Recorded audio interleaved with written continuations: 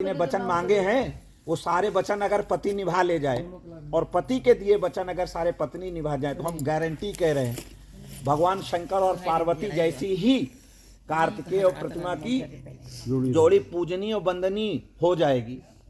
और जो भी उन नियमों का पालन करेगा, ठीक है, उसकी गृहस्थी वैसे ही उतनी ही उत्तम और श्रेष्ठ, पूजनीय और सुखमय हो जाएगी। तो क्या वचन है भगवान शंकर जी पहले वचन में वचन ना कहते हुए कहते हैं कि आज से आप जो है किसी के कुल की पुत्री से किसी के कुल की वधू होने जा रही हैं। कुल वधू, कुल की शान, कुल की संपत्ति। आपको देख करके ही लोग हमारे घर की मान मर्यादा का आकलन करेंगे। किसी के घर की बहू को अगर आप देख लीजिए, अगर खाते पीती घर की बहू दिख गई तो समझो घर में कोई कमी नहीं है। और बहू ओढ़े पहने नहीं है, उसके पास कमी दिखी तो समझ लो उस कुल खानदान में कुछ है नहीं, ठीक है। इसीलिए आज से आप हमारे कुल की वधू होने जा रही हैं। तो कुल वधू के श्रेष्ठ कुछ लक्षण कहे गए हैं, उन लक्षणों को आज से तुम्हें धारण करना होगा। उनके अनुसार तुम्हें उस वृत्ति को धारण करना हो। वर की वृत्ति धारण करी जाती है ना, वर बना जाता है। वर है नहीं, अभी हम वर बनने का प्रयास कर रहे हैं और हम श्रेष्ठ वर बने ताकि ऐसे ही दीक्षित परिवार द्वारा सदा इनका सम्मान किया जाता रहे। वैसे ही कन्या तुम मेरी आज से पत्नी बनने जा रही हो, वर रूपी शंकर भगवान कहते हैं। तो तुम भी कन्या के जो श्रेष्ठ गुण हैं, एक पत्नी के श्रेष्ठ गुण हैं, उन गुणों को धारण करो। तो पार्वती रूपी कन्या बोल पड़ती हैं, ऐसे कौन से श्रेष्ठ गुण हैं जिनको मैं धारण करूं? मैं तो सारे गुण धारण करके ही पधार रही हूं।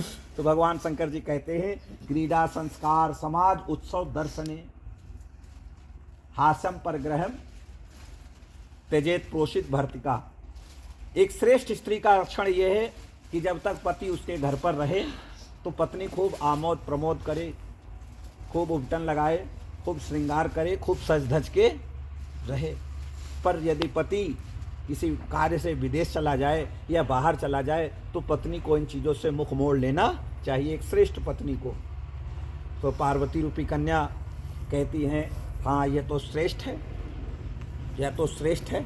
और हास्यम पर ग्रहण तजेत, हंसी मजाक खूब करें, लेकिन जब हम घर में हो तो हमारे सामने करें। ये नहीं कि हम जब चले गए तो घर में आप किसी हमारे घर के सदस्य को बिठा के उनके साथ खूब हंसी मजाक करें और हम आवे जैसे अरे हमारे कमर में दर्द हो रहा है, पेट खराब है, ठीक है। जैसे आज यही होता है, धर्म पति घर में घुसा नहीं कि पत्नी की बीमारी शुरू शरीर में, तब पानी न मांग सके कि पानी अगर मांग दे तो पता चले कि पहले तबीयत खराब है। धर्म पत्नी इतना घर में मेहनत कर डाली ने, और जैसे पति गए वैसे कमरा बंद, एसी चालू, टीवी रिमोट, मोबाइल हाथ में, सारा सुख है। ये इसके कारण गृहस्थी बिगड़ रही है। बोले पति के प्रति समर्पित, और पति के दूर जाने पर पत्नी को बेचैनी हो, कष्ट हो कि कब आएंगे, आने की लालसा हो।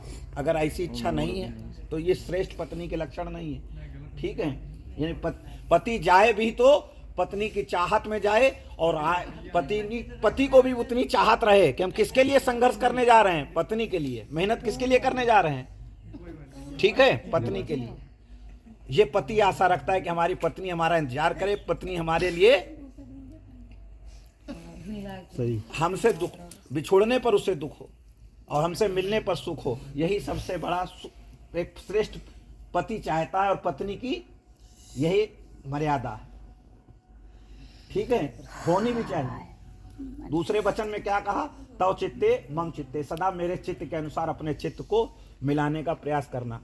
बहुत कठिन होता है पत्नी बनना, बहुत कठिन, ठीक है। हाथे में पानी, हाथे में तौलिया, हाथे में भोजन दो, और उसके बाद भी पति कहता है, कैसे सब कुछ कहता है, वो सब स्त्रियां जानती हैं। तो बोले उस समय तुम्हें उस धर्म का पालन करना होगा, बड़ा कष्टमय लगेगा, बहुत कष्ट लगेगा। समझ रही हैं प्रतिमा जी?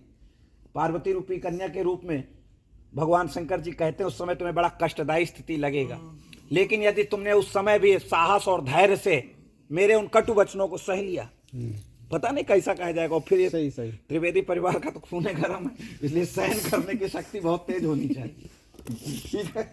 अरे मुस्कुरा भी दीजिए, इतना टेंशन में काहे बैठे, आपके पूरे रियल वचन कहे, ठीक है। तो थोड़ा सा उस समय जब हम क्रोध में बोले या कुछ आवेश में बोले या हमारे भाव तो